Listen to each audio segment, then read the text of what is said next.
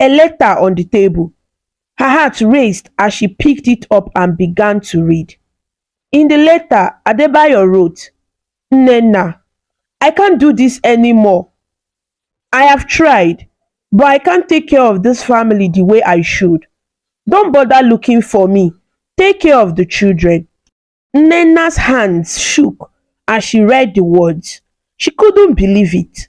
Adebayo had left her and the children. Tears filled her eyes, and she cried out, Why, Ade? Why would you do this?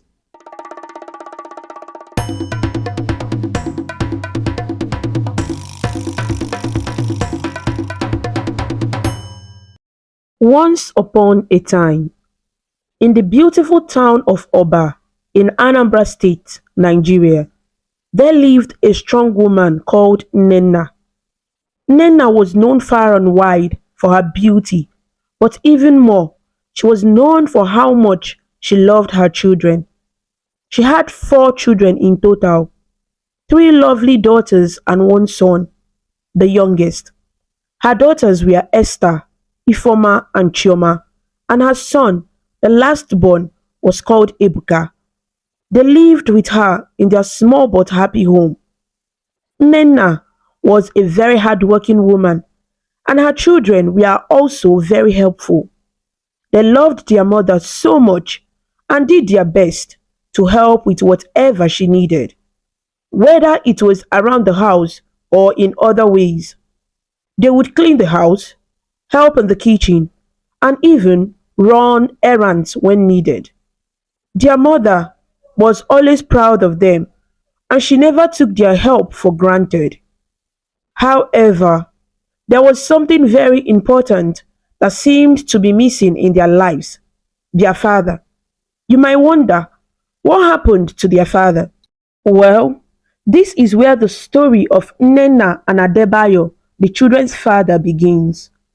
Many years ago, Adebayo was a young, handsome man. He was tall, with a bright smile that could make anyone feel warm inside. He was from Ogun State, a Yoruba man, and he had come to Oba for his National Youth Service Corps (NYSC). Every day, as he went about his business, he would pass by the house where Nnenna lived with her parents. Nnenna, a beautiful and kind young woman, lived just a few houses away from where Adebayo and the other NYSC members were staying. Whenever she passed by, Adebayo would wave at her, and she would wave back, both of them smiling at each other. One day, they finally met face to face on the road. Adebayo, who had been waiting for the right moment, smiled and said, Hello, my name is Adebayo. What's your name? Nnenna smiled back, shy but happy to talk to him. My name is Nnenna, she replied. They stood there, talking for a while, getting to know each other. Nnenna found Adebayo very charming and funny, and Adebayo liked Nnenna's kind heart and how she always smiled. After that first meeting, they started seeing each other more often. Adebayo would come by her house, and they would talk and laugh together. Soon, they fell in love, and their bond grew stronger every day. But not everyone was happy about their relationship. Nnenna's parents were not pleased at all. Nnenna, her mother would shout, You know how I feel about people from other tribes? They are not like us. They don't understand us and can be mean. Nnenna didn't want to listen. She believed in love and didn't think it mattered where someone came from. Mama, you don't know Adebayo. He is kind and caring. He loves me and I love him too, Nnenna would say. Her mother would shake her head, worried about her daughter. You are young, Nnenna. You don't understand how difficult it can be to marry someone from a different place. You will face many challenges, she warned. But Nnenna didn't listen. She was in her final year of school at that time, and all she could think about was her love for Adebayo. One day, something happened that changed everything. Nnenna found out she was pregnant. When she told Adebayo, he held her hands and promised, Nnenna, I will stand by you. We will face this together. Nnenna's parents were deeply disappointed when they found out. Her father didn't talk to her for days, and her mother cried. But in the end, they couldn't do much to stop her. They realized that Nnenna loved Adebayo, and despite their fears, they decided to bless the couple. Soon, Nnenna and Adebayo got married and started their life together. They left Oba and moved to Asaba, where Adebayo got a good job. Life seemed perfect for them. Not long after they moved, they welcomed their first child, a baby girl they called Esther. Adebayo and Nnenna loved each other so much, and their family continued to grow. Over the next few years, they had three more children, Ifoma, Chioma, and finally their son, Ebuka. Their home was filled with laughter and love, and for a long time, everything seemed to be going well. But one day, everything changed. Adebayo came home from work and Nnenna could tell something was wrong. He wasn't smiling like he usually did, and his face was sad. Ade, what's the matter? Nnenna asked, worried about her husband. Adebayo sat down, looking at the floor. I lost my job, he said quietly. Nnenna was shocked. What? How? Why? She asked, trying to understand. They said they don't need me anymore. I have been replaced. Adebayo explained, his voice filled with sadness. Nnenna sat beside him, holding his hand. Don't worry, Adebayo. You'll find another job. I know you will, she said, trying to comfort him. Adebayo smiled a little, but inside, he was deeply troubled. As the days went by, he tried hard to find another job, but nothing seemed to work out. Nnenna worked even harder to support the family, doing everything she could to make sure her children were taken care of. She loved her husband and believed that things would get better soon. But one day, when Nnenna came home from work, she noticed something strange. The house was quiet and Adebayo was not there. She called out, Ade, where are you? But there was no answer. She looked around the house, feeling worried. That's when she saw it, a letter on the table. Her heart raced as she picked it up and began to read. In the letter, Adebayo wrote, Nnenna, I can't do this anymore. I have tried, but I can't take care of this family the way I should. Don't bother looking for me. Take care of the children. Nnenna's hands shook as she read the words. She couldn't believe it. Adebayo had left her and the children. Tears filled her eyes, and she cried out, Why, Ade? Why would you do this? She tried calling him, but all her calls went unanswered. Days passed, and she realized that Adebayo was not coming back. He had truly left them. Nnenna fell into a deep sadness. She didn't know what to do or how to move forward. For a long time, she cried and felt lost. Her heart was broken, and she couldn't understand why the man she loved so much had abandoned her. Eventually, Nnenna made a difficult decision. She couldn't stay in Asaba anymore. The memories of Adebayo were too painful, and she needed a fresh start. She packed up her things, gathered her children, and returned to Oba, the town where she had grown up. By that time, Nnenna's parents were no longer alive. They had both passed away, leaving her alone. But even though she was heartbroken, Nnenna was determined to take care of her children. She rented a small house in the town and started selling foodstuffs in the market to make a living. At first, life was tough, but Nnenna was strong. She worked hard and eventually she found a better job that allowed her to provide a good life for her children. They were never without food or clothes, and Nnenna made sure they went to school and had everything they needed. But despite all the good things she did for her children, Nnenna's heart had changed. She was no longer the same woman who had fallen in love with Adebayo. Now, she was filled with anger and bitterness, especially towards men. She couldn't forgive Adebayo for leaving her, and she swore that she would never let any man hurt her or her children again. Nnenna's anger was especially strong towards Yoruba men. She blamed Adebayo for everything, and in her mind, all Yoruba men were the same. She would say to her children, "No man will ever come close to you. I will protect you from their lies and betrayal, and you must never trust a Yoruba man, no matter what."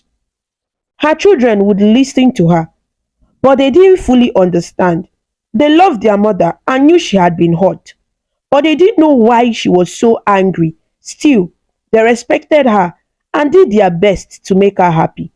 And so, life went on in Oba.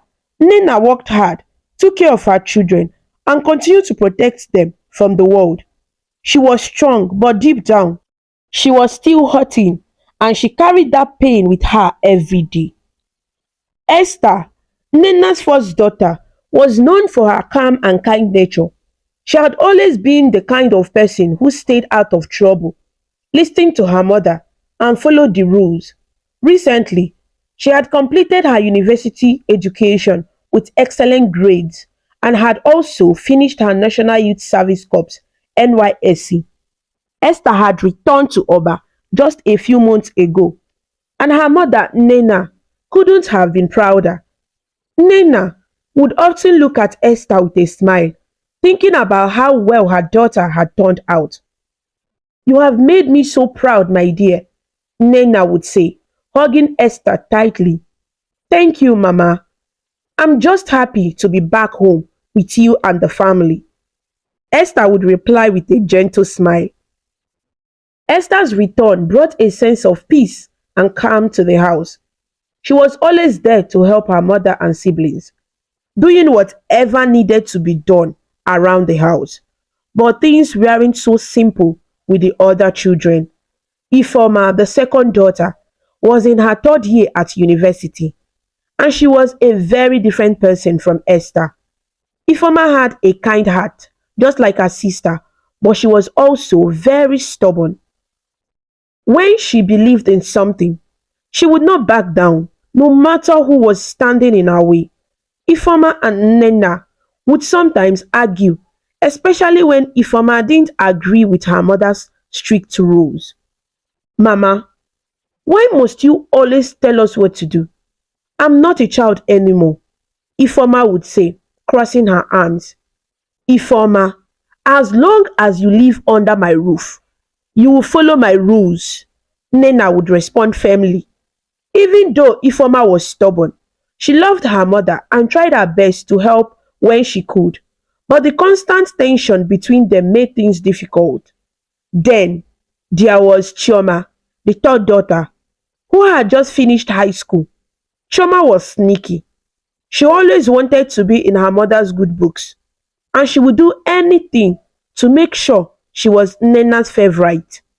Chioma had a habit of lying, especially when it came to her older sisters. If something went wrong in the house, Chioma would quickly make up a story, blaming Esther or Ifeoma to make herself look good. "Mama, Ifeoma didn't clean the kitchen like you asked," she would say, even though it wasn't true. Nnenna would frown and turn to Ifeoma. "Ifeoma, why didn't you listen to me? You know I don't like disobedience," she would scold. Ifeoma, angry and frustrated, would try to defend herself. "Mama, it's not true. I cleaned the kitchen. Chioma is lying." But Nnenna wouldn't believe her, and Chioma would stand there with an innocent look on her face. "I don't lie, Mama," Chioma would say sweetly, and Nnenna would nod in approval. Chioma had become Nnenna's watchman, the one who told her everything about what was happening in the house. Nnenna trusted Chioma more than the other children, and this gave Chioma a lot of power. She would lie about her sisters, and in return, Nnenna would give her money or buy her treats. Chioma learned how to manipulate her mother and get what she wanted. But this caused problems in the house, Esther was a peaceful person and didn't let Chioma's lies bother her too much. She would say, "It's okay. Let her have her way. One day, the truth will come out." However, Ifeoma was not as patient. Ifeoma had a hot temper, and when she found out that Chioma had lied to her mother, she would chase her around the house, threatening to beat her up. "Chioma, I will get you for this. How dare you lie about me?" Ifeoma would yell, running after Chioma. Chioma, quick and sneaky, would run away, screaming for help. "Mama, help me. Ifeoma is trying to hit me," she would cry. If Nnenna was home, Chioma would always escape punishment. Nnenna would rush into the room and stop Ifeoma from laying a finger on Chioma. "Ifeoma, you know better than to hit your sister. Don't you dare touch her," Nnenna would shout, protecting Chioma. Ifeoma, angry and frustrated, would storm off to her room. "One day, Chioma, you won't get away with this," she would mutter under her breath. But as long as Nnenna was home, Chioma knew she could do whatever she wanted without facing any consequences. She would smile and stick her tongue out at Ifeoma when their mother wasn't looking. Esther would try to calm things down. "Ifeoma, don't let her get to you. She will pay for her lies one day." But Ifeoma couldn't stand being lied about and punished for things she didn't do. The tension in the house between the sisters grew every day, and Nnenna, blinded by her love for Chioma, didn't see what was happening. The only one who stayed out of all the family drama was Ebuka, the youngest child and the only boy in the family. Ebuka was in senior high school, and unlike his sisters, he was very quiet. He rarely spoke to anyone, and most of the time, he would come home from school, eat his food, and lock himself in his room with his computer. Ebuka was a tech genius. He loved technology and was always learning new things on the internet. But Nnenna didn't pay much attention to what Ebuka was doing. "That boy is always on his computer. I don't understand what he's doing. But as long as he's not causing trouble, I won't bother him," Nnenna would say. Ebuka didn't mind being alone. He was happy working on his tech project and learning about computers. He rarely joined in the arguments between his sisters, and when things got too noisy in the house, he would put on his headphones and block out the noise. One day, Esther and Ifeoma, tired of the constant tension in the house, decided to talk to their mother. They had grown up knowing that their mother hated men, especially Yoruba men, but they didn't fully understand why. They had heard stories about their father, Adebayo, but Nnenna had never told them the full truth. "Mama," Esther began one evening after dinner, "I think it's time you told us why you hate men so much, especially Yoruba men." Nnenna, who was sitting in her favorite chair, looked at her daughters with a serious expression. "What do you mean?" she asked, though she knew exactly what Esther was talking about. Ifeoma, who never held back her words, added, "We know you have always hated men, Mama, but we don't understand why. We are not children anymore. We deserve to know the truth." Nnenna sighed heavily. She had kept her story hidden for so long, but now her daughters were grown and they had the right to know. "Fine," she said, her voice heavy with emotion. "Sit down, all of you. I will tell you everything." Esther, Ifeoma, Chioma, and even Ebuka, who rarely left his room, gathered in the living room, eager to hear their mother's story. Nnenna took a deep breath before beginning. "Years ago, before any of you were born, I met a man named Adebayo. He was your father. I loved him deeply." She paused, looking at her children to see their reactions. Esther listened carefully while Ifeoma sat with her arms crossed, waiting for more. Chioma, as usual, looked uninterested, but Ebuka, though quiet, paid close attention. "Adebayo was a Yoruba man," Nnenna continued. "He came to Oba for his NYSC, and that's how we met. We fell in love, and even though my parents were against it, I didn't listen. I thought love was enough to make everything work. Nnenna's voice grew sad as she remembered the past. Soon, I found out I was pregnant with Esther. Adebayo promised to stand by me, and we got married. We moved to Asaba, and for a while life was good. We had all of you, and we were happy. But one day, Adebayo lost his job. I tried to comfort him, but things started to change. He became distant, and before I knew it, he left us. He left me with a letter saying he couldn't do it anymore. He told me not to look for him, and I never saw him again. The room was silent as Nnenna spoke. Esther and Ifoma were shocked to hear their mother's story, while Chioma and Ebuka listened quietly. Ifoma, always the bold one, asked, "Did you ever try to find him, Mama? Did you go to Ogun State to look for him?" Nnenna nodded. "Yes, I did. I traveled to Ogun State, hoping to find him, but when I got there, his neighbors told me that Adebayo had left for abroad. They said he had married a white lady and moved on with his life." Tears welled up in Nnenna's eyes as she continued. "It broke me. I had given him everything and he betrayed me. After 5 long years, he called to apologize, asking me to move on. But how could I? He took everything from me.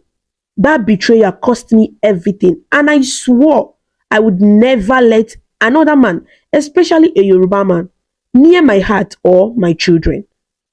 Esther, always the peacemaker, reached out to her mother. "Mama, I understand how much you were hurt, but you can't carry that pain forever. You have to let go." But Nnenna shook her head, her voice firm. "No, Esther, don't you ever tell me to let go. You don't understand. I will never forget what Adebayo did to me, and I will not allow any of you to make the same mistake. I will protect you from men, no matter what."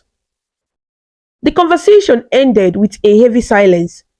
Nnenna had spoken her truth, and now her children understood why she was the way she was. But the pain she carried was still there, and it would take much more than a simple conversation to heal the wounds of the past. From that day forward, Nnenna continued to keep a close watch on her children, especially her daughters. She trusted Chioma to be her eyes and ears, and Chioma, eager to stay in her mother's good graces, continued to lie and manipulate her way into Nnenna's heart.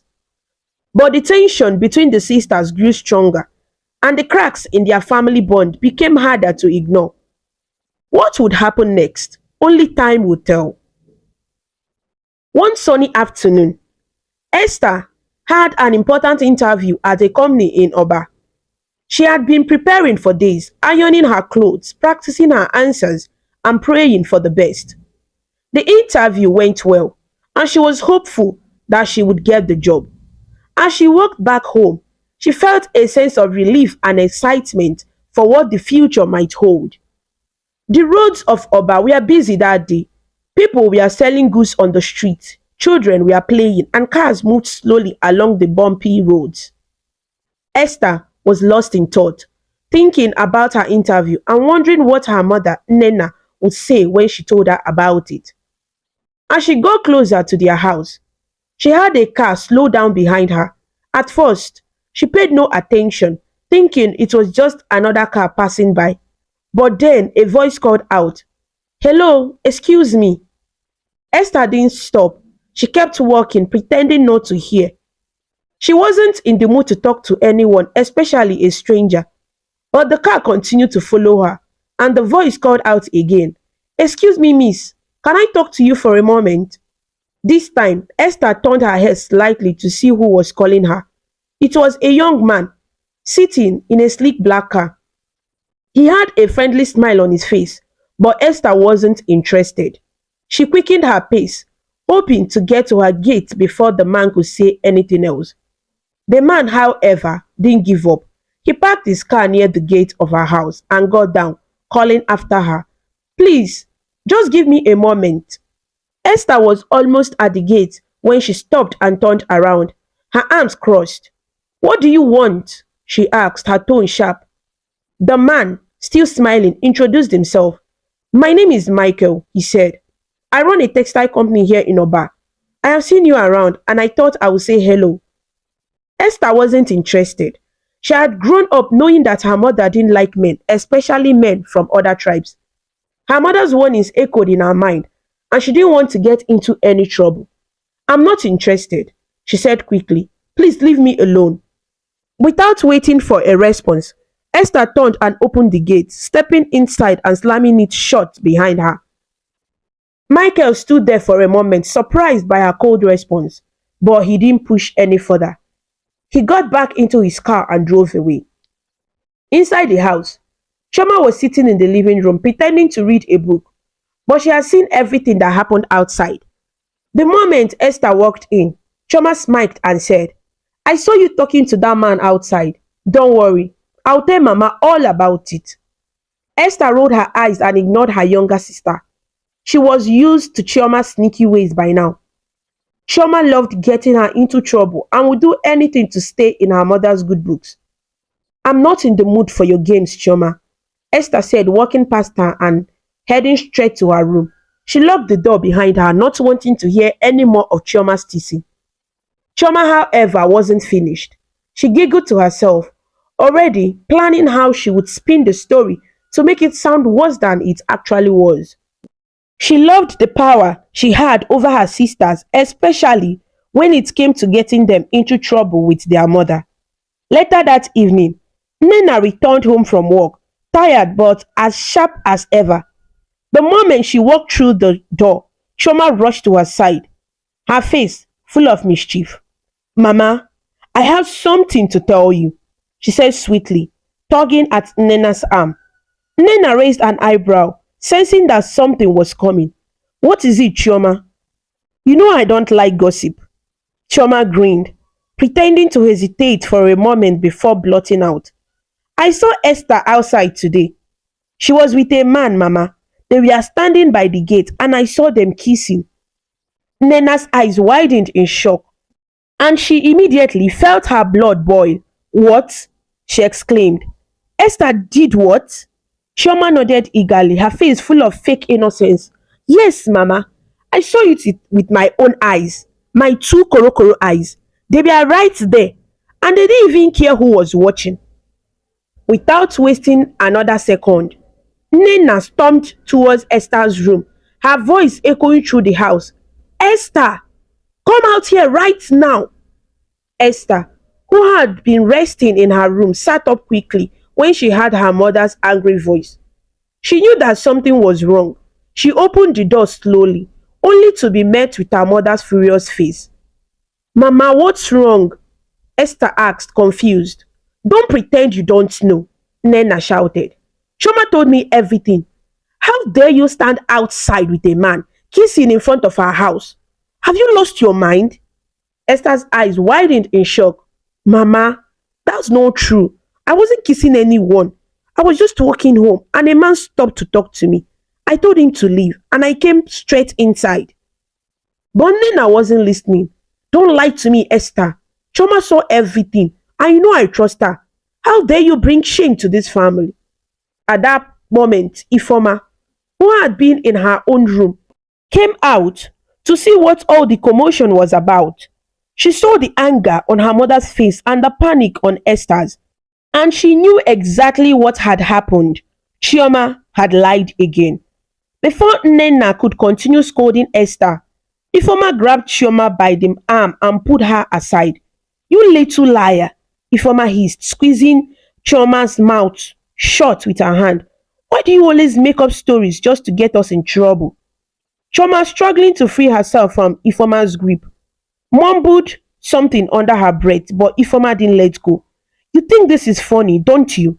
Ifoma continued. One day, your lies are going to catch up with you.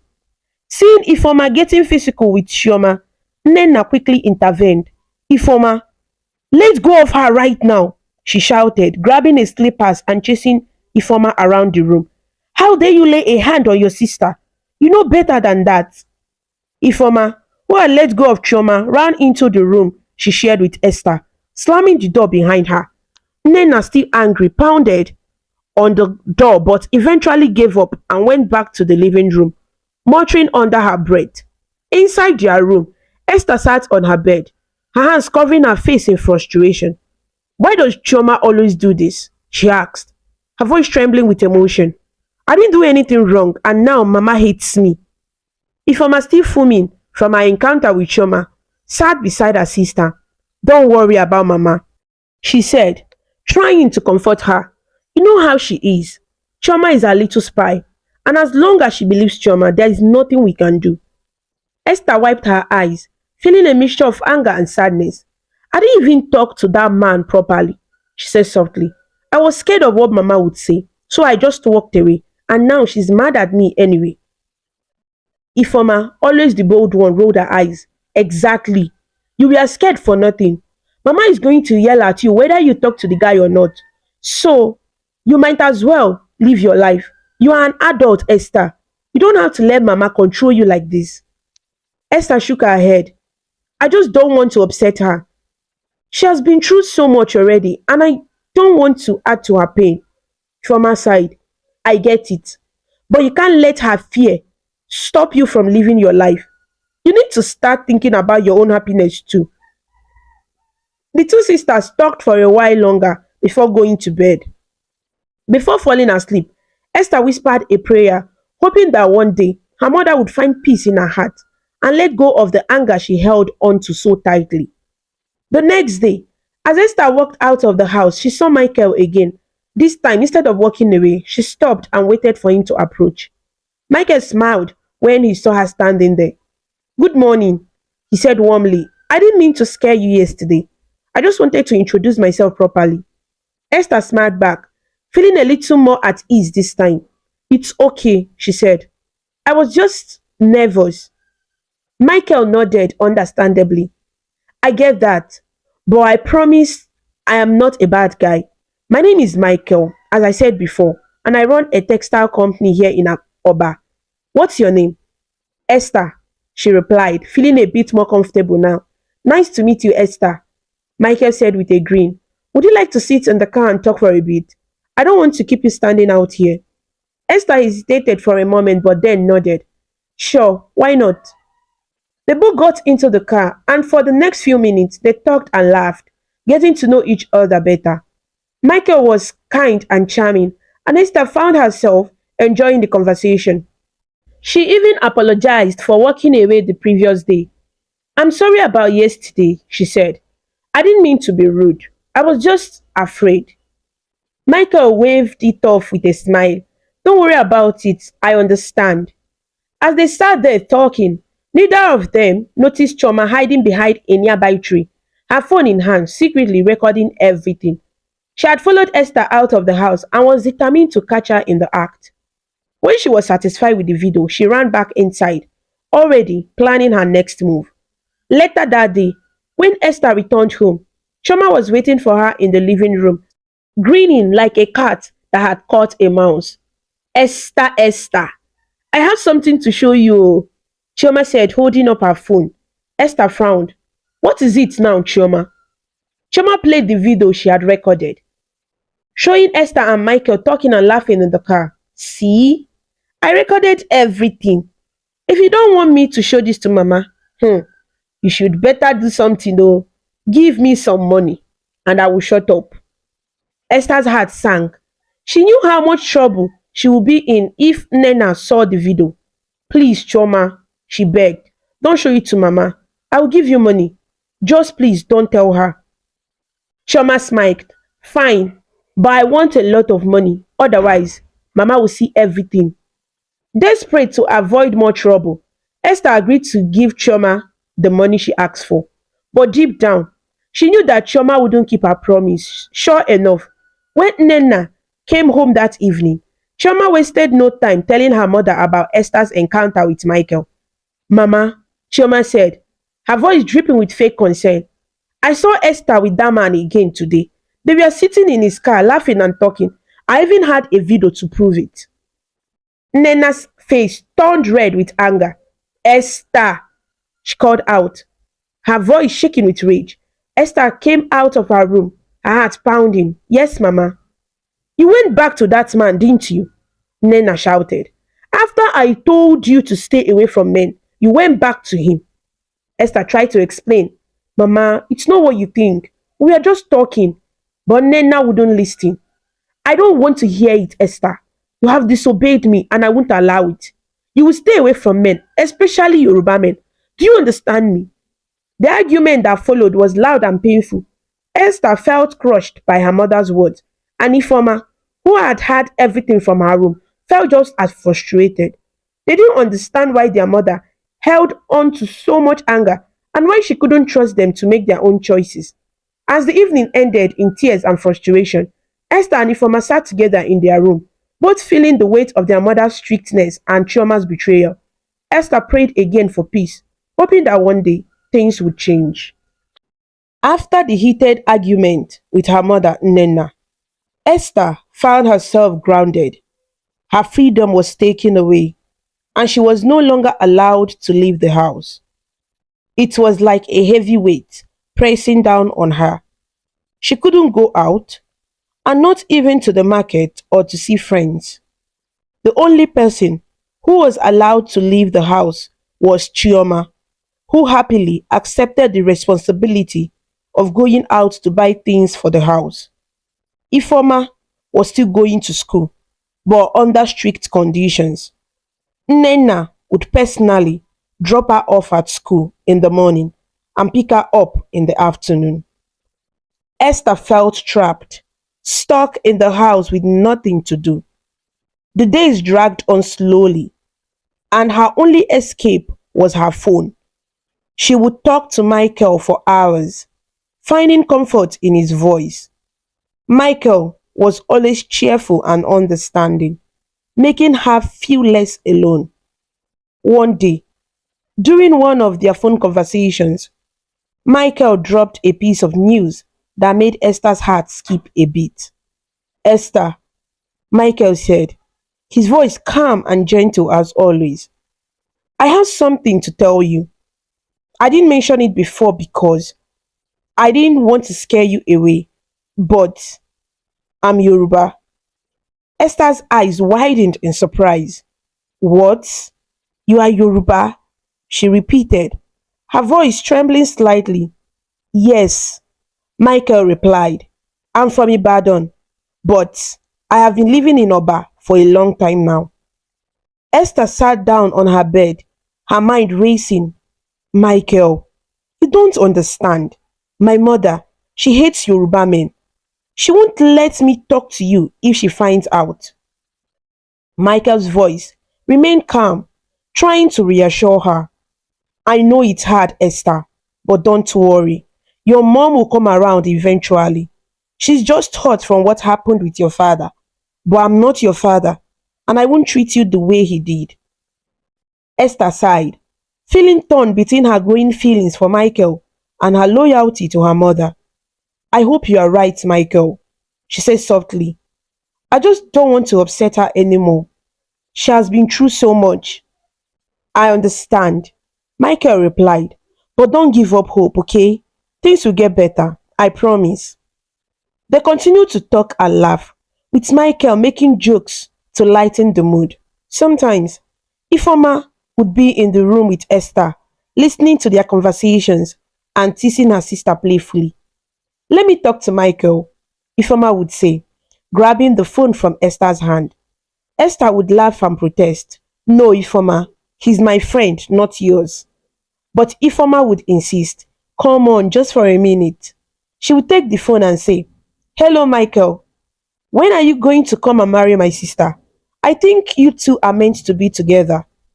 Michael would laugh on the other end of the line. Well, I hope so. I just need to convince your mom first. Esther would blush, her cheeks turning red, and she tried to grab the phone back from Ifoma. Stop it, Ifoma. You're embarrassing me. But Ifoma didn't mind. She enjoyed teasing her sister, and in her heart, she truly believed that Michael was the right person for Esther. Don't worry, Esther. Michael is a good guy. He will win Mama over eventually, Ifoma would say, handing the phone back to her sister. The two sisters often talked about how they could sneak Esther out of the house to meet Michael, but there was always one problem standing in their way: Chioma. Chioma, the youngest of the girls, had become Nnenna's most trusted watchman. She would keep a close eye on her sisters, especially Esther, and would run to tell their mother if she saw anything suspicious. Chioma loved having this power over her sisters, and she would use it to get what she wanted. If you try to sneak out, I'll tell Mama, Chioma would say with a small grin whenever she overheard Esther and Informer's plans. Esther would roll her eyes, tired of Chioma's constant threats. Chioma, can't you just mind your own business for once? But Chioma would laugh, knowing she held all the cards. No way. Unless, of course, you give me something in return. Esther sighed, knowing that Chioma would never let her off the hook without asking for something. What do you want this time? She asked, her voice filled with frustration. Chioma would think for a moment, tapping her chin. Hmm, maybe some money, or better yet, buy me some sweets the next time you go out. Esther didn't have much of a choice. If she wanted to keep Chioma quiet, she had to give in to her demands. Fine, fine, I will get you whatever you want. Just don't tell Mama. But even when Chioma got what she wanted, she rarely kept her promises. She loved stirring up problem, and no amount of bribery could stop her from running to their mother whenever she had the chance. One day, Michael decided to visit Esther at her house. He knew how strict Nnenna was, so he didn't plan on staying long. He just wanted to see Esther and maybe bring some gifts to win over her younger sister Chioma. Michael arrived in his car, parking a little distance away from the house so as not to attract attention. He carried a few bags filled with gifts, chocolates, snacks, and even some money. He hoped that Chioma's love for presents would work in his favor. When he got to the gate, he saw Chioma outside playing with her phone. Hello, Chioma, Michael called out, waving at her. Chioma looked up, surprised to see Michael standing there. Her eyes immediately went to the bags in his hands. Hi, Michael, she said, eyeing the gift curiously. I brought some things for you, Michael said with a smile, holding out the bags. Chioma's eyes lit up as she reached for the gift. Wow, thank you. These are for me? Yes, they are all for you, Michael replied. I hope you like them. Chioma grinned from ear to ear. I love them. You are the best, Michael. She quickly opened one of the bags, taking out a bar of chocolate and munching on it happily. Do you think you can help me? Michael asked, lowering his voice. I really want to talk to Esther. Can you make sure your mom doesn't find out? Chioma, still chewing on her chocolate, nodded eagerly. Don't worry, brother Michael. I won't tell Mama. You can trust me. I promise.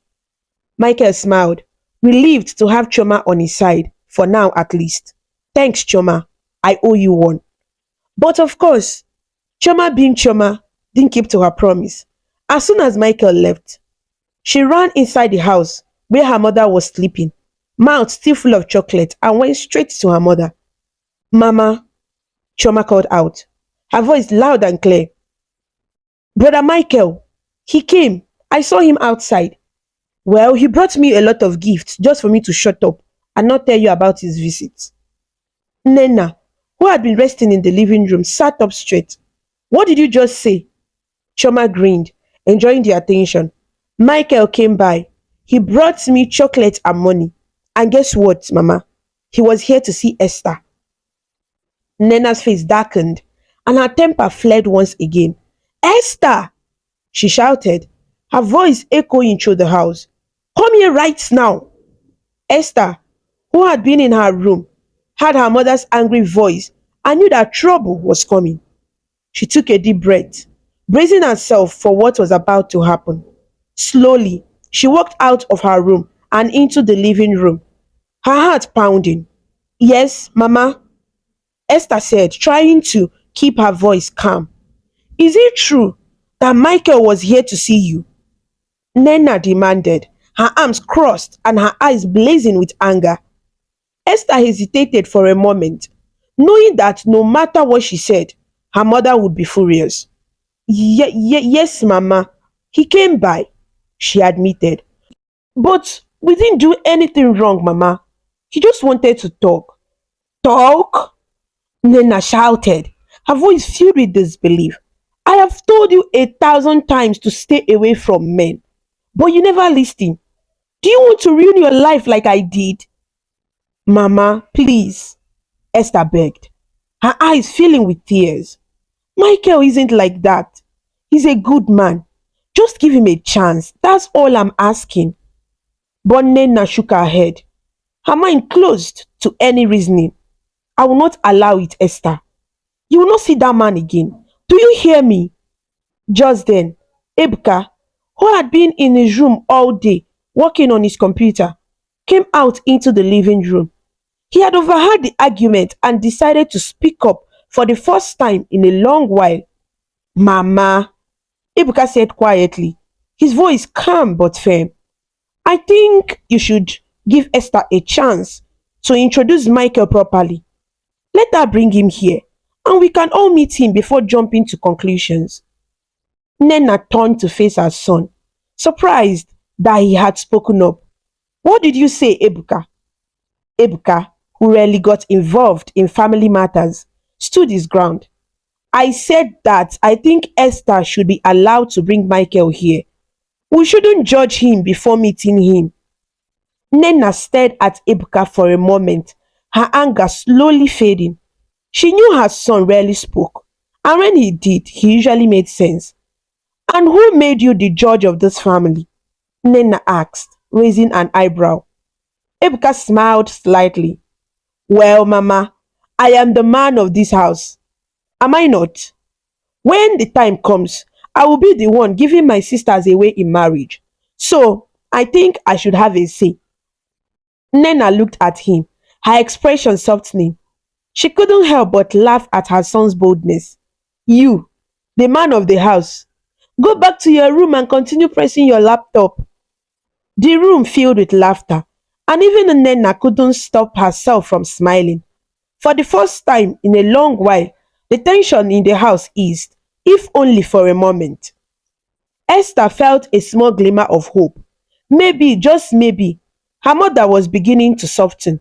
Maybe there was still a chance that Nnenna would change her mind about Michael. But even as the tension decreased, there were still battles to be fought in the house. Small but constant battles, especially when it comes to the chores. One of the biggest sources of argument in the house was doing the dishes. Chioma, always finding ways to get out of doing any work, would claim that washing plates was a job for the last born. It's Ebuka's job to do the dishes, not mine, she would say whenever the topic of chores came up. But Emeka, engrossed in his computer and tech projects, rarely left his room. I have work to do, he would say, not even looking up from his laptop. Ifoma, always looking for a way to avoid housework, would side with Chioma. I'm too busy with school, she would say. Besides, I'm older than Chioma, so I shouldn't have to do it. And so, it often fell to Esther to do dishes without complaint. She didn't mind. She was used to taking care of things, and it was easier to just do the work than argue with her siblings. As the days went on, Esther continued to talk to Michael in secret, hoping that one day her mother would come around. And while Chioma still went out freely without Nnenna questioning her whereabouts, Esther knew that things in their family were far from resolved.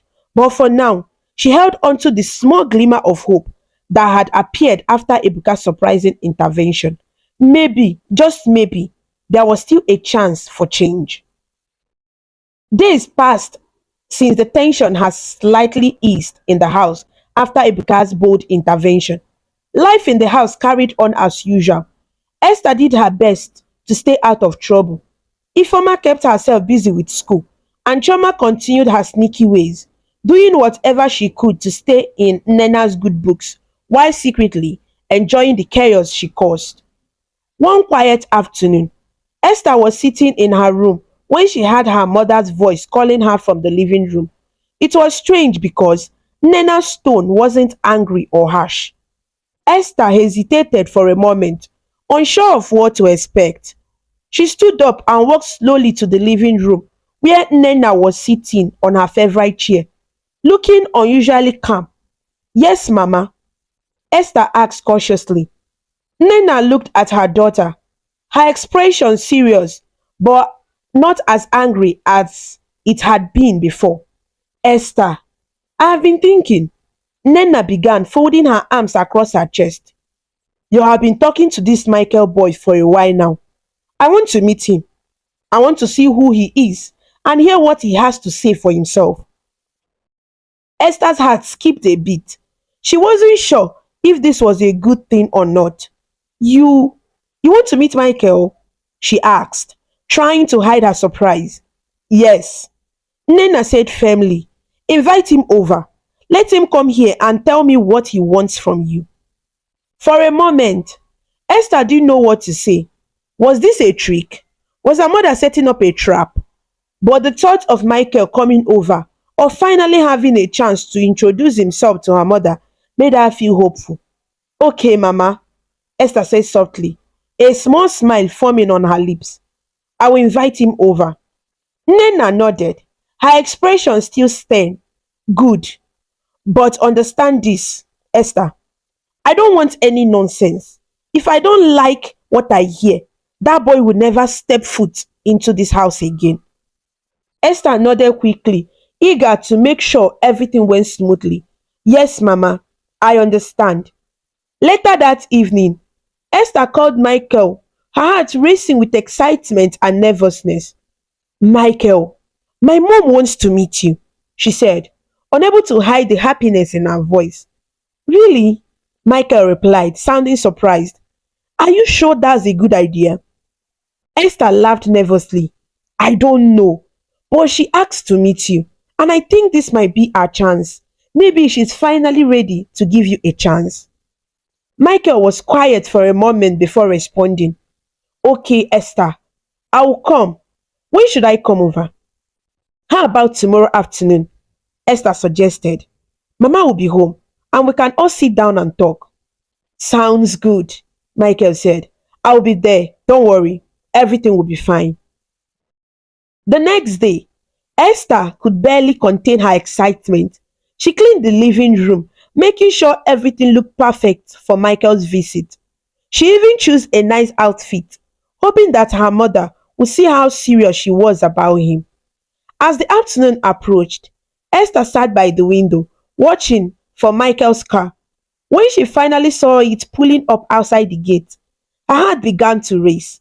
She rushed to the door to greet him, but Nnenna stopped her. I will answer the door, Nnenna said coldly, walking past her daughter with a stern look on her face.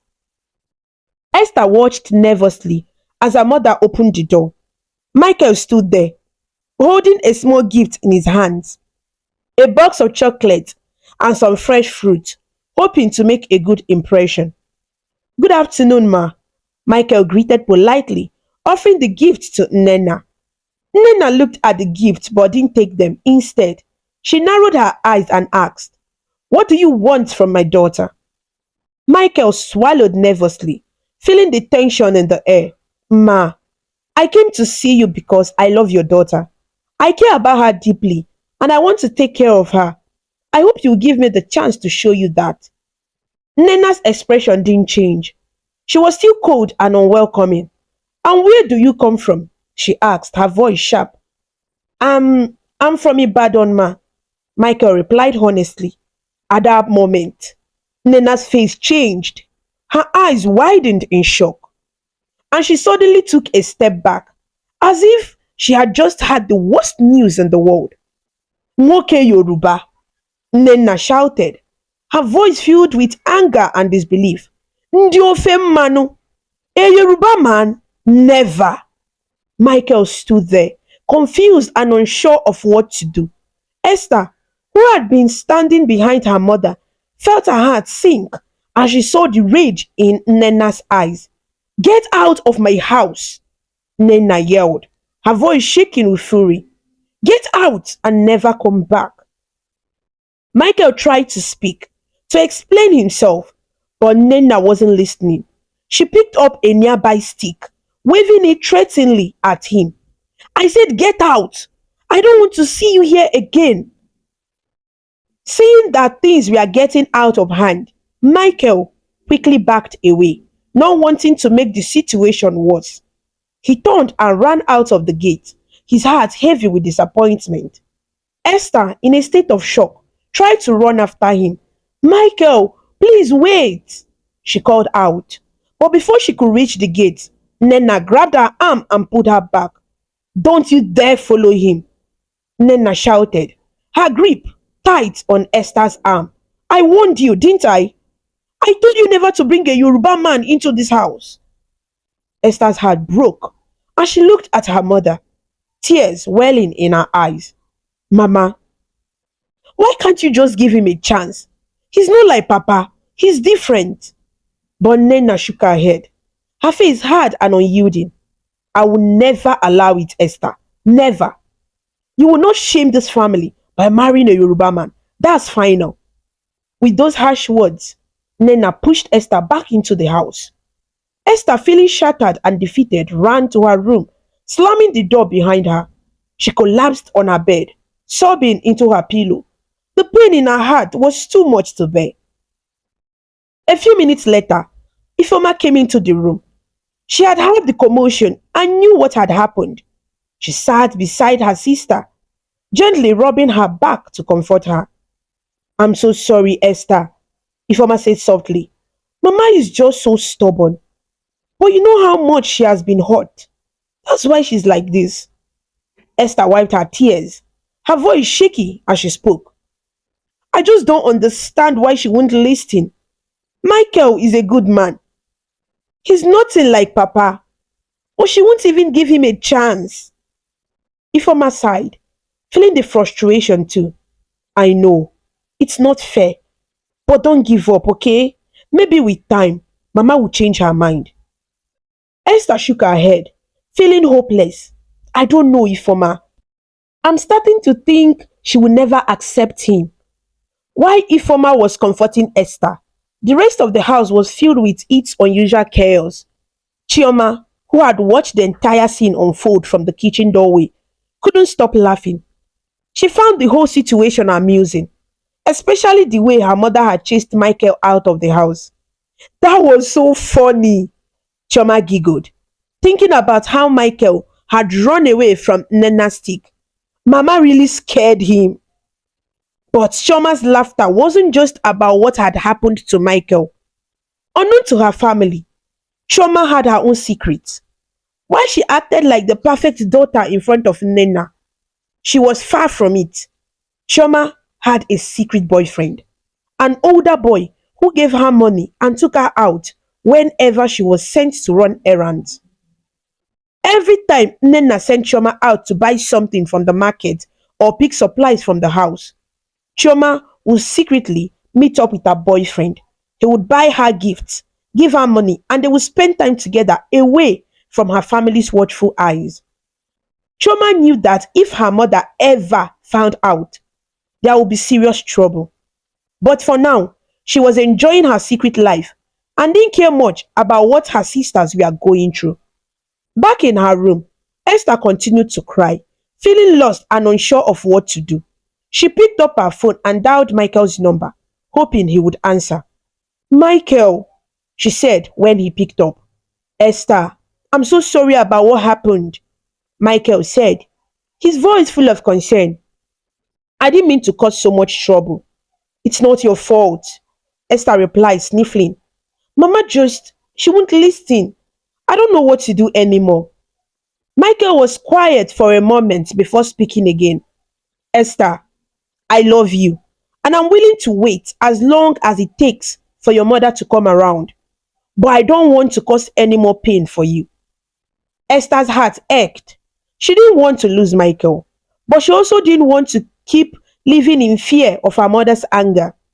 Maybe we should just run away, she said, her voice barely above a whisper. Michael was silent for a moment, clearly taken aback by her suggestion. Run away? Esther, I don't think that's the right thing to do. But what other choice do we have? Esther asked, her voice filled with desperation. Mama will never let us be together. I know it's hard, Michael said gently, but we have to do things the right way. Running away won't solve anything. We need to keep talking, keep trying to get through to her. I believe that one day she will come around. Esther wiped her eyes, feeling a little comforted by Michael's words. I hope you are right, she said softly. I don't want to lose you. You won't, Michael promised. I will always be here for you, no matter what. After their conversation, Esther felt a small glimmer of hope. Maybe things will get better with time. Maybe, just maybe, her mother would eventually see that Michael wasn't like her father. But for now, all she could do was wait and pray for a change of heart. Meanwhile, the tension in the house continued. Nnenna remained stubborn and unyielding, refusing to even mention Michael's name again. Ifeoma did her best to support her sister, but even she knew that changing their mother's mind would be a difficult task. And as for Chioma, she continued to live her double life, playing the obedient daughter at home while secretly meeting her boyfriend whenever she was sent out on errands. But secrets have a way of coming to light, and it was only a matter of time before Chioma's hidden life would be exposed. For now, the family remained divided, with each member struggling to find their way through the chaos. As time passed, life in Nnenna's house slowly returned to a strange sort of normal. The tension had not completely disappeared, but there were moments when it felt like things might get better. Esther continued her secret conversations with Michael, and Ifeoma, always the bold one, kept encouraging her sister to follow her heart. But amid all this, Ifeoma began to notice something strange about Chioma. Chioma, who used to be so carefree and full of mischief, had become quieter. She no longer laughed as loudly or teased her sisters the way she used to. Ifeoma, always sharp and observant, started to suspect that something was wrong. She would catch Chioma sneaking out of the house more often, staying out longer than usual whenever she was sent on errands. And whenever Ifeoma tried to ask her where she had been, Chioma would always brush it off. Chioma, Ifeoma said one afternoon, her eyes narrowing in suspicion. Where have you been? You have been going out a lot lately, and Mama doesn't even ask where you are going. Chioma, busy folding some clothes, looked up with an innocent expression. I was just running errands for Mama. What's wrong with that? She replied, her tone casual. I'm not saying running errands is wrong, oh, Ifeoma said, folding her arms. But you have been gone longer than usual. Are you sure you are not hiding something, Chioma? Chioma's face remained calm, but there was a flicker of nervousness in her eyes. Ifeoma, you are always suspicious for no reason. There is nothing to hide. I'm just doing what Mama asked. If there was one thing Ifeoma knew about her sister, it was that Chioma was an excellent liar. She had been lying to get out of trouble for as long as Ifeoma could remember.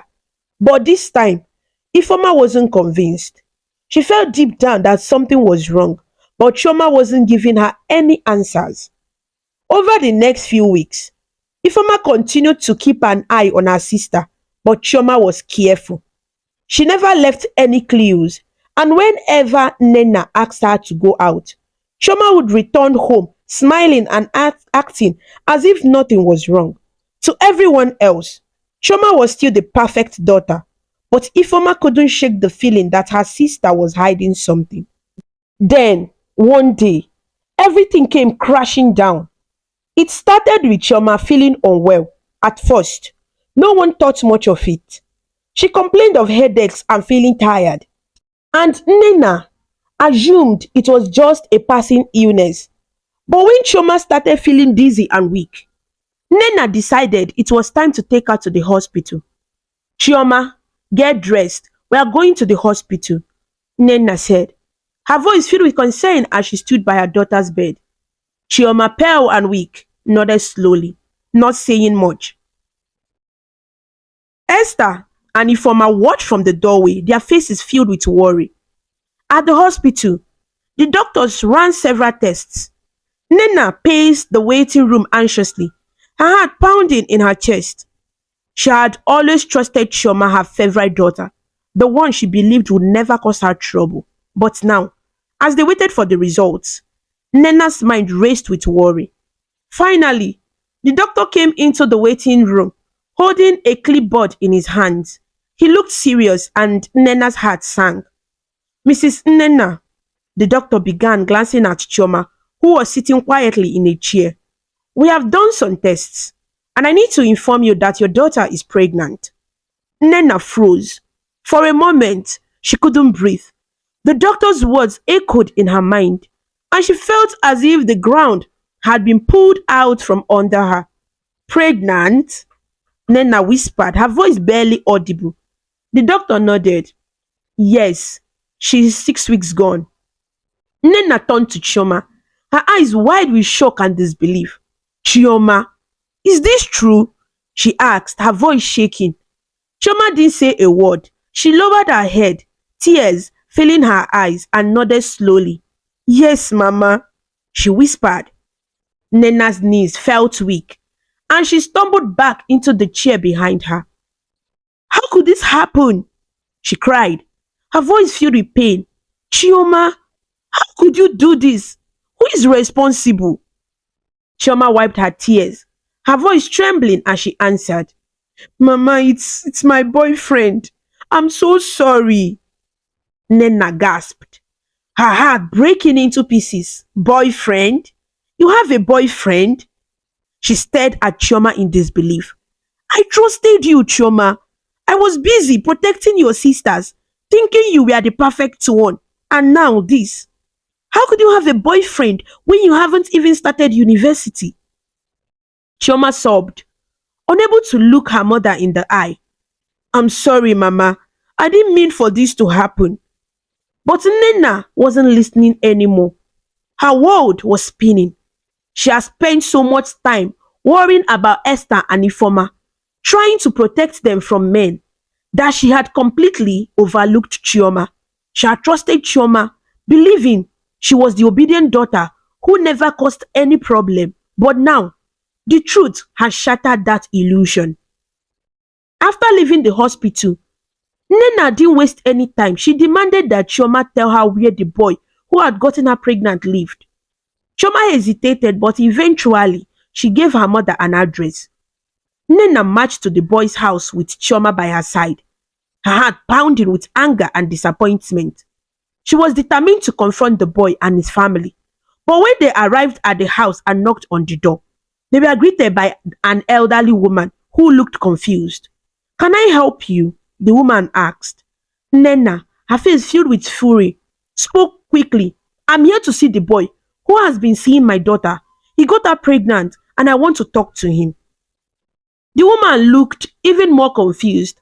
I'm sorry, but no one like that lives here. Nnenna turned to Chioma, her eyes blazing. Is this the right house? Chioma, trembling with fear and guilt, nodded. Yes, Mama, this is the place. He comes here sometimes. The elderly woman shook her head. I don't know who you are talking about. I have never seen him. He doesn't live here. Nnenna's anger boiled over. She grabbed Chioma by the arm, pulling her away from the house. I can't believe this, Nnenna shouted, her voice breaking with frustration. You have been sneaking around with a boy who doesn't even have a proper place to stay, and now you are pregnant with his child. Chioma couldn't say anything. She cried quietly, her heart heavy with regret and shame. She knew she had let her mother down, and there was nothing she could do to fix it. Back at home, Nnenna was inconsolable. She locked herself in her room, crying for hours. The pain of betrayal cut deep, and she couldn't believe that her favorite daughter had kept such a terrible secret from her. Esther and Ifoma tried to comfort their mother, sitting by her door and talking to her softly. Mama, please don't cry, Esther said gently. We are all here for you. You don't have to go through this alone. Ifoma, always the bold one, added, Mama, we have all made mistakes, but we are still your children. Don't let this break you. Nnenna eventually came out of her room, her face pale and her eyes swollen from crying. She looked at her daughters, her heart filled with sorrow. I thought I was protecting you, Nnenna said quietly. I thought if I kept you away from men, you wouldn't go through what I went through. But I was wrong. I failed you. Esther placed a comforting hand on her mother's shoulder. Mama, you didn't fail us. You have done everything you could to protect us. But we all have to make our own choices. Nnenna nodded slowly, wiping her eyes. I'm sorry, she said, her voice filled with regret. I have been too harsh, especially to you, Esther. I shouldn't have treated you the way I did. Please, my child, forgive me. Esther smiled softly, her heart swelling with love for her mother. Of course, Mama, I forgive you. Ifoma nodded in agreement. We all forgive you, Mama. We just want you to let go of your hurt and be happy again. Nnenna took a deep breath, feeling a weight lift from her shoulders. She turned to Esther and said, Invite Michael over again. I want to apologize to him too. Esther's eyes lit up with hope and joy. Really, Mama? You want to see Michael? Yes, Nnenna said with a small smile. I was wrong to judge him without getting to know him.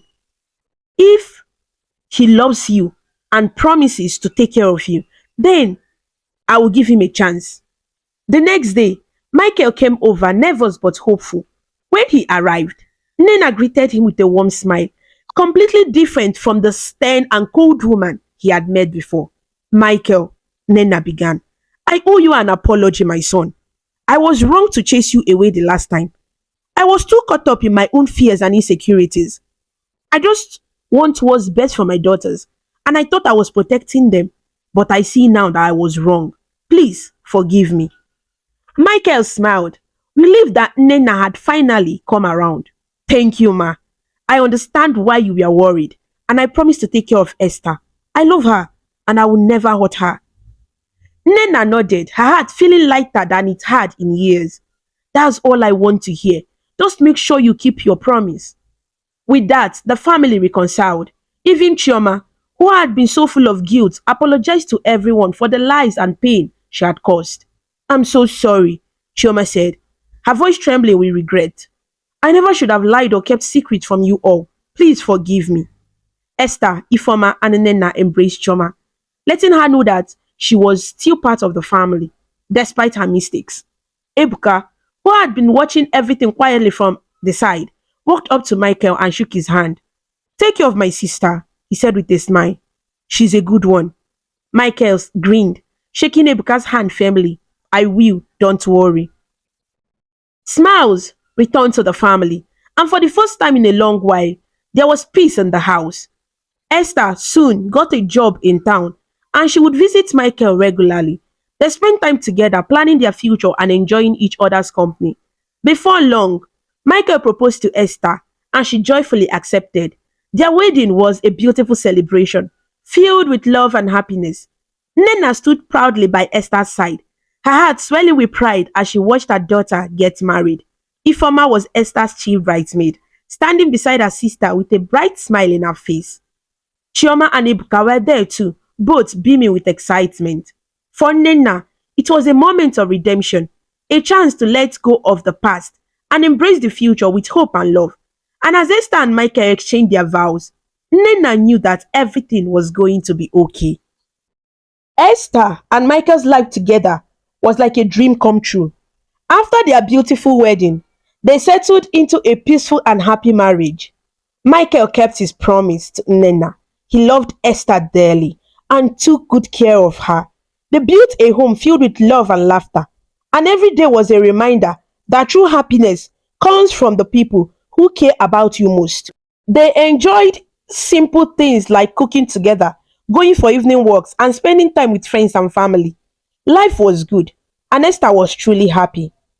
Nnenna, who had once been so filled with anger and bitterness, began to change. Seeing Esther so happy with Michael helped her heal from the pain of the past. She no longer thought about Adebayo, the man who had left her and her children. She realized that holding on to her anger had only made her suffer more. Now, with Michael as a part of their family and her children thriving, Nnenna could finally let go of the hurt and focus on the love that surrounded her. One day, as Nnenna sat outside her house enjoying the cool breeze, Esther came to visit with Michael by her side. They brought along a basket of fresh fruit and sat down with Nnenna to chat. Mama, how are you today? Esther asked, sitting beside her mother with a warm smile. I'm fine, my dear, Nnenna replied, her eyes softening as she looked at her daughter. I have been thinking about how blessed I am. You have given me so much to be proud of. Michael, who was sitting on the other side of Nnenna, nodded. We are all doing well, Mama. It's because of you. Nnenna smiled and patted Michael's hand. Thank you, Michael. I couldn't have asked for a better son-in-law. You have made my Esther so happy. Esther blushed and laughed. He's the best, Mama. I'm so lucky. They continued talking for a while, enjoying each other's company. For Nnenna, moments like this were what life was all about, being surrounded by the people she loved and who loved her in return. As time went on, each of Nnenna's children found their own path in life. Ifeoma, who had always been determined and strong-willed, finally graduated from university with flying colors. After finishing her studies, she moved to the city to start her career. Nnenna was sad to see her go, but she knew that Ifeoma was destined for great things. Mama, don't worry about me, Ifeoma said on the day she was leaving for the city. I'll be fine. I've already found a job and I will come home to visit often. Nnenna hugged her tightly, proud of the young woman her daughter had become. I know you will do great, Ifeoma. You have always been strong and smart. I'm proud of you. Ifeoma smiled and wiped away a tear. Thank you, Mama. I will make you proud. And just as Ifeoma promised, she thrived in the city. She worked hard, made a new friends, and built a successful career. Whenever she had the chance, she would return home to visit her family, bringing gifts and stories from the city. Nnenna couldn't have been prouder. As for Chioma, life had taken a different turn for her. After the shock of her pregnancy, she had a beautiful baby. Nnenna, who had been devastated at first, quickly fell in love with her grandchild. She helped Chioma take care of the baby, giving her the support she needed to get back to her feet. One evening, as Nnenna was rocking the baby to sleep, Chioma sat beside her, watching her mother with a soft smile. Mama, I'm so sorry for everything I put you through, Chioma said quietly. I made so many mistakes, but you have always been there for me. Nnenna looked up at her daughter, her heart full of love. Chioma, we all make mistakes. What matters is that you are doing your best now. You have grown, and I'm proud of the mother you have become. Chioma smiled, feeling a sense of peace. I couldn't have done it without you, Mama. With Nnenna's help, Chioma was able to return to school and continue her education. She worked hard, balancing motherhood and her studies, and she eventually graduated. Her life was back on track, and she was determined to make the most of it for the sake of her child and her family. Then, there was Ebuka, the youngest and the quietest of the siblings. After finishing high school, Ebuka received a once-in-a-lifetime opportunity, a scholarship to study abroad. His love for technology had caught the attention of some important people, and soon, he was on his way to study overseas. Mama, I will miss you, Ebuka said as he prepared to leave for the airport. Nnenna hugged him tightly, tears in her eyes. I will miss you too, my son, but I know you will do great things. Go and make us proud. Emeka smiled, feeling a mix of excitement and nerves. I will, Mama. I'll work hard, and I'll take care of you and my sisters. And Ebuka kept his promise. He studied hard, worked even harder, and soon became the youngest millionaire in the family. He started his own tech company and sent money home to help his mother and siblings. He made sure Nnenna had everything she needed, from a beautiful new house to all the comforts she could want. Years passed, and Nnenna watched as her children grew, succeeded, and found happiness. She could hardly believe how much things had changed, from the days when she struggled to raise her children on her own, to now, when each of them had found their own path. She felt overwhelmed with gratitude. One evening, as the family gathered for a special dinner to celebrate Esther and Michael's wedding anniversary, Nnenna looked around the table. Esther and Michael sat together, laughing and holding hands. Ifoma, who had come back from the city for the celebration, was joking with Chioma, who had her baby in her arms. Ebuka, home from abroad for a visit, sat at the head of the table, smiling proudly at his family. Nnenna felt a sense of peace she hadn't felt in years. She no longer thought about the bio, the man who had walked out of her life all those years ago. In fact, it was as if he had never existed. Her heart was no longer filled with anger or pain. Instead, it was full of love for the family she had built. I couldn't have asked for more, Nnenna thought to herself, her heart swelling with pride and joy. As the evening went on, Nnenna stood up from her seat and everyone quieted down, turning to look at her. I just want to say how grateful I am for each of you, Nnenna said, her voice filled with emotion. You have all made me so proud. Esther, Ifoma, Chioma, Ebuka, you are the reason I'm happy today. I don't need anything else in life. Just knowing that you all are happy and doing well is enough for me. Esther reached out and took her mother's hand. We love you, Mama, she said softly. We couldn't have done it without you. Ifoma nodded in agreement. You have been our rock, Mama. You have given us everything and will always be here for you. Chioma smiled, her baby goggling in her arms. You are the best, Mama. Even Ebuka, who rarely spoke, smiled at his mother and said, we'll always take care of you, Mama. You have done so much for us, and now it's our turn to take care of you. Nnenna wiped away a tear, feeling more loved and cherished than ever before. She had gone through so much in her life. Heartache, loss, struggles, but in the end, she had found peace. Her children were her greatest joy, and knowing that they were happy made all the pain of the past fade away. And so, Nnenna lived the rest of her life surrounded by love of her children, free from the anger and bitterness that had once weighed her down. She had let go of the past and embraced the future with open arms, and for that, she was truly grateful. This story teaches us that love, forgiveness, and family are the most important things in life. Nnenna had a lot of pain from the past, but when she let go of her anger, she found happiness. We learned that holding on to hurts can make life harder, but when we forgive, we can feel peace. Nnenna's children made mistakes, but she still loved them and helped them. In the end, love and understanding brought the family back together, and everyone found joy. The lesson is to always choose love, forgive others, and be there for your family. Thank you so much for watching this amazing story about Nnenna and her family on African Stories. If you liked it and felt inspired with their journey, please show your support by clicking the like button, sharing with your friends, and leaving a comment below. To see more interesting stories and learn about different cultures, subscribe to African Stories by V, and don't forget to ring the notification bell so you never miss a new story. Your support means a lot and helps us bring more stories to you. Until we meet again, stay connected, stay inspired, and keep smiling.